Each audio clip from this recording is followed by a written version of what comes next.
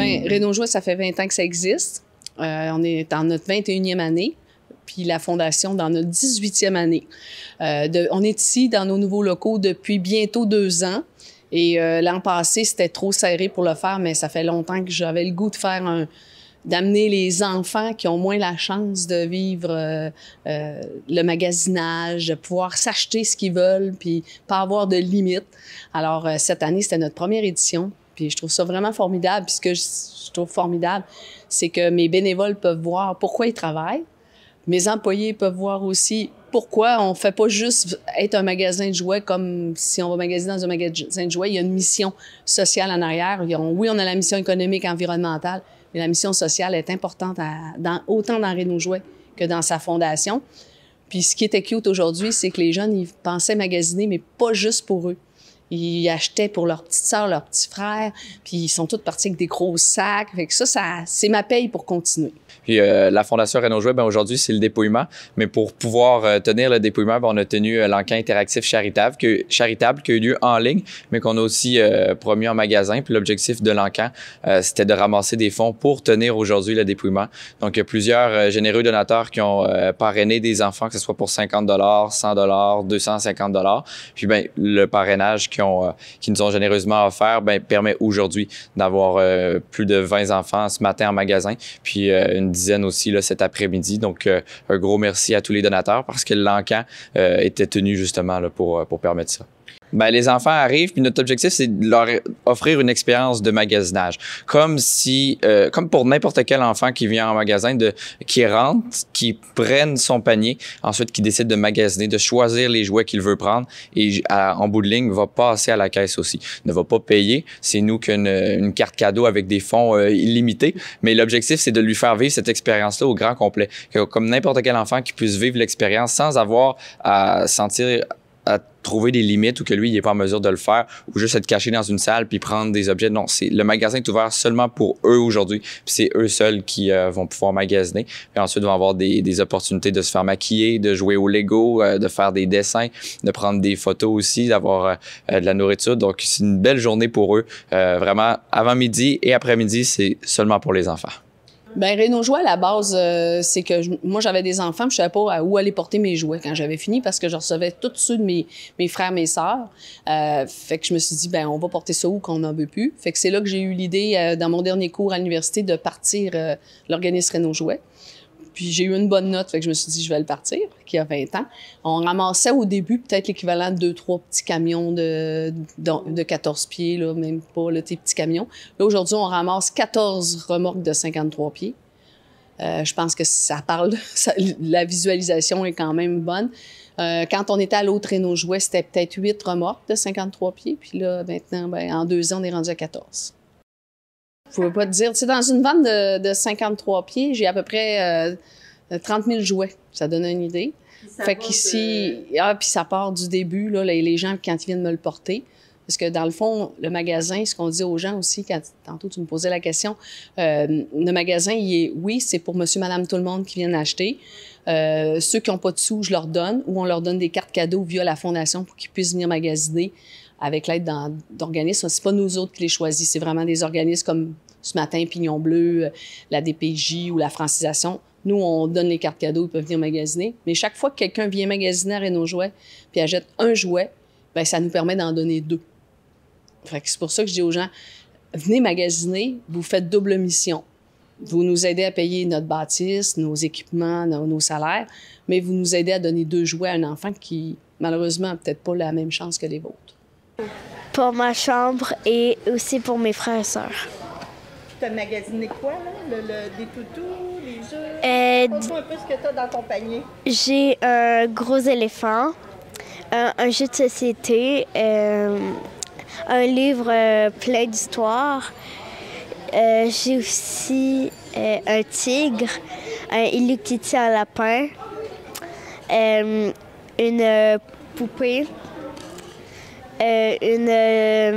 plein de petites figurines de princesses, une tuque, des bas, puis des gants, puis une autre figurine Barbie.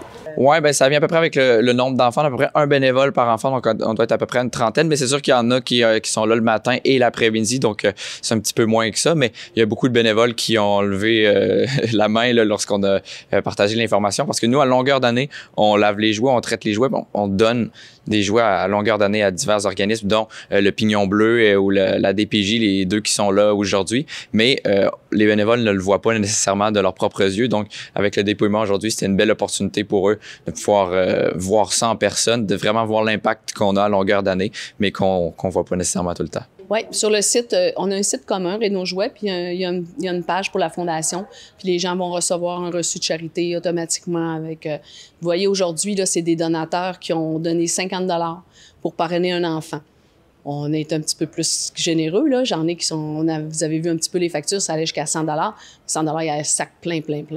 Mais la fondation a compensé. Mais chaque donateur qui avait donné, bien, il va recevoir aussi une photo de l'enfant.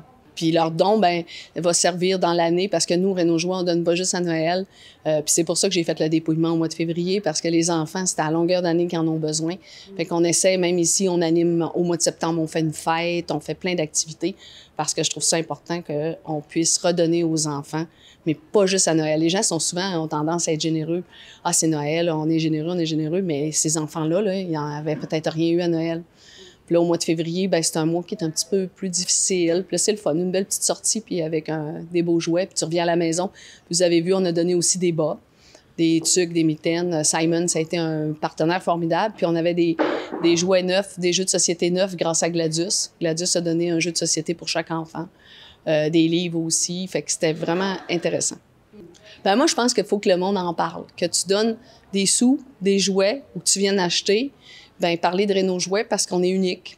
Tous les jouets ici sont propres, lavés, nettoyés, sont comparables à un jouet neuf, puis on n'est pas en compétition avec les magasins de jouets parce que Club Jouet, c'est mon partenaire. Fait que je suis vraiment une alternative. Puis combien de bénévoles? J'ai 130 bénévoles par semaine qui passent. Ça, c'est à part les bénévoles d'entreprise. Cette année, on a eu 54 entreprises pour 531 personnes qui ont passé faire du bénévolat d'entreprise. Ah, mais je peux pas j'aurais pas pu faire ça toute seule. Il y a beaucoup de gens qui m'ont suivi dans ma folie, j'appelle, puis qui ont cru dans mon président de ma fondation, M. Coulombe, là, Richard Coulombe. C'est lui le premier qui a cru en moi beaucoup, puis on a cru qu'un jour on pourrait être propriétaire d'une bâtisse avec pignon sur rue, puis aujourd'hui, ben, c'est fait. Ça a pris 18 ans, mais c'est fait. Marie-Lisa, as-tu aimé ton expérience aujourd'hui? Oui. Qu'est-ce que tu as aimé le plus? Les déguisements. Les déguisements de princesse ou les déguisements de héros? Un déguisement de Minecraft. Wow! Puis dis-moi, qu'est-ce que tu avais mis dans ton panier, toi? J'avais mis un oreiller réponse. J'ai mis un toutou. Un toutou. Et j'ai mis. J'ai mis une voiture de Barbie. Ah!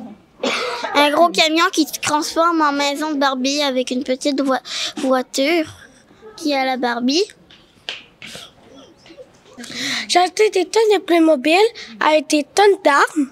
J'ai aussi pris une chose avec des tonnes d'animaux trop choux. J'ai pris 2 toutous. Un de Pokémon de type herbe, que c'est pas son nom. Pikachu avec une pomme. Mm-hmm. Non, c'est pas. En fait, oui, c'est bien une pomme. Puis, j'ai pris 2 paires de bas, une paire de gants, que j'en avais en fait déjà 2 dans ma poche de manteau. Non, mais tu vas pouvoir les donner à terre. Puis j'ai une tuque. Mais ma soeur met jamais de gants, même l'hiver. C'est-à-dire que les personnes ont plus de pouvoir acheter des trucs pour pouvoir être contents et pour plus s'amuser avec les jouets.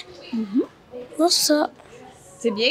Puis ça vous appartient. La beauté de Réno Jouet, ça m'appartient pas, ça appartient à tout le monde ici. Ça appartient à la société. Fait qu'on n'enrichit personne, on enrichit juste tranquillement la société, un peu tout le monde. Oui, la communauté. C'est communautaire. Tu sais, c'est un organisme à but non lucratif. Quand les gens me disent « Vous êtes propriétaire », non, c'est vous. C'est tout le monde. Fait que, tu sais, plus on fait d'argent, plus on remet dans notre mission.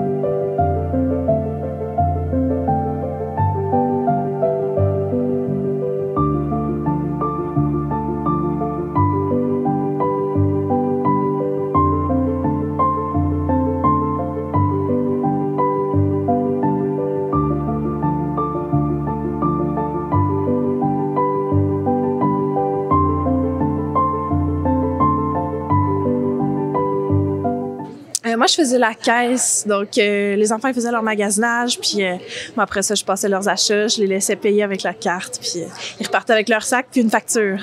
J'ai vraiment adoré ça. C'est le premier que je fais, mais j'ai beaucoup entendu parler du dépouillement, là.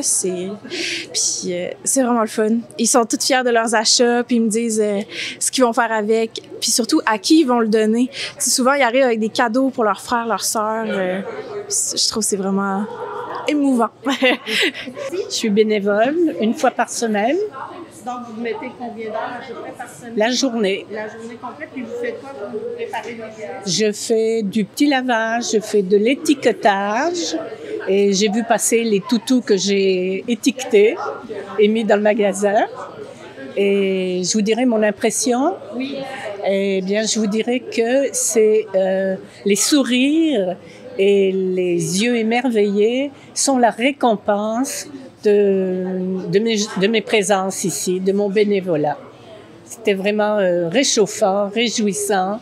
Et les enfants étaient excités, évidemment. Ils n'arrivaient pas à poser un regard sur quelque chose. Ça allait d'un endroit à l'autre, au cas où on manquerait quelque chose. Et puis après, ça s'est stabilisé, puis ils ont choisi. Moi, j'ai eu un petit garçon, c'était rien que des toutous. Il adorait les toutous. J'ai une petite fille, elle voulait pour ses frères puis ses sœurs. Et elle a choisi une flûte, j'ai l'impression que c'était un rêve.